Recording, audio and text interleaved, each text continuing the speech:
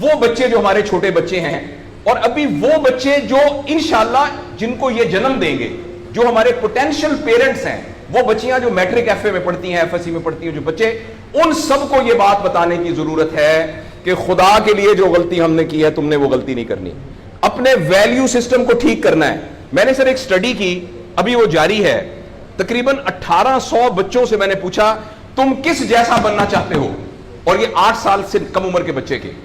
آپ یقین کریں بچوں نے جو کہا وہ یہ کہا میں میسی کی طرح بننا چاہتا ہوں جو فٹ بالر ہے, کسی نے کہا میں عاطف اسلم کی طرح بننا چاہتا ہوں, کسی نے انڈیا کے اداروں کا نام لیا, کسی نے نہیں کہا میں ابو بکر کی طرح بننا چاہتا ہوں, کسی نے نہیں کہا میں حضرت علی کی طرح بننا چاہتا ہوں, کسی نے نہیں کہا میں قائد اعظم کی طرح بننا چاہتا ہوں, کسی نے نہیں کہا میں عبدالستار ریدی کی طرح بننا چاہتا ہوں.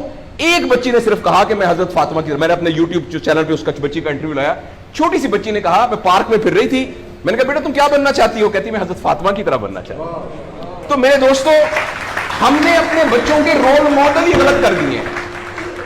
ہم نے, اس لیے مجھے اور آپ کو بہت سیریسلی اس بات پر غور کرنا ہے. میں آپ سے عرض کروں, ساؤتھ افریقہ میں تتلیاں ختم ہو رہی ہیں, لہٰذا تتلیوں کی نسل کو بچانا بڑا ضروری ہے. اچھا پانڈا ختم ہو رہا ہے, پانڈا کو بچانا بہت ضروری ہے. انسان پانڈا اور تتلیاں نہیں ہیں, انسان ختم نہیں ہو رہا ہے, انسان کا بچانا کوئی اتنا ضروری نہیں ہے, وہ پانڈا نہیں ہے. اس لیے اگر ہم اپنے بچوں کو یہ رول ماڈل نہیں دے سکتے تو مہربانی کر کے بچے نہ پیدا کریں.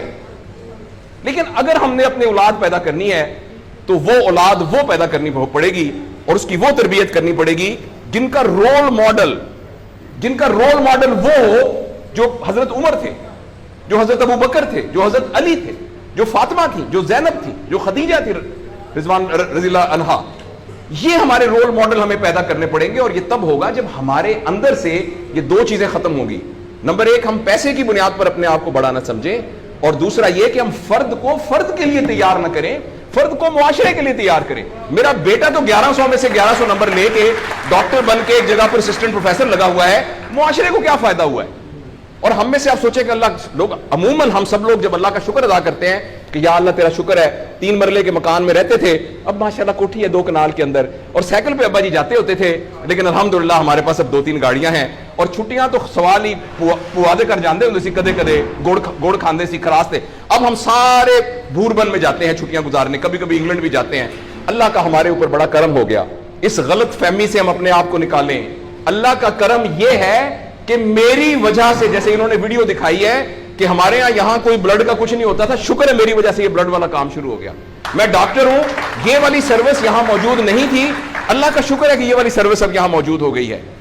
اللہ کا شکر ہے یہ ہو رہا ہے. سروس اورینٹڈ جب تک ہم اپنے بچوں کو نہیں ڈیولپ کریں گے, اس وقت تک میں آپ کو بہت دکھ سے اعلان کرتا ہوں, بڑی ہی تکلیف کے ساتھ, میں بہت آپٹمسٹ آدمی ہوں, میں یونیورسٹیوں میں جاتا ہوں, کالج میں جاتا ہوں, بچوں سے بات کرتا ہوں, اگر ہم نے اگلے فوری طور پر اپنے بچوں کی تربیت پہ توجہ نہ دی, اگلے 10 سال میں ایک ایسی نسل آنے والی ہے جن کو چائلڈہڈ ڈپریشن ہوگی, جن کو سوئسائڈل تھاٹس آئیں گے, جن کی سیکسول ٹریننگ بہت بری ہوگی, اور جن کے اندر ریلیشن شپ پرابلمز ہوں گے. اور یہ ہونے والا ہے, ہماری آنکھوں کے سامنے ہونے والا ہے.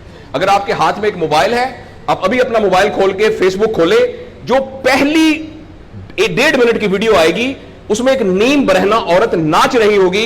اگر آپ کے 8 سال کے بچے کو آپ نے موبائل دیا ہوا ہے, میں آپ کو یقین دلاتا ہوں اس نے ننگی عورتوں کو ناچتا ہوا دیکھ لیا ہے, اور وہ سارے ایکٹ جن کو منہ سے بیان کرتے ہوئے ہمیں شرم آتی ہے, وہ آپ کے 8 سال کا بیٹا اور 8 سال کی بیٹی دیکھ چکی ہے.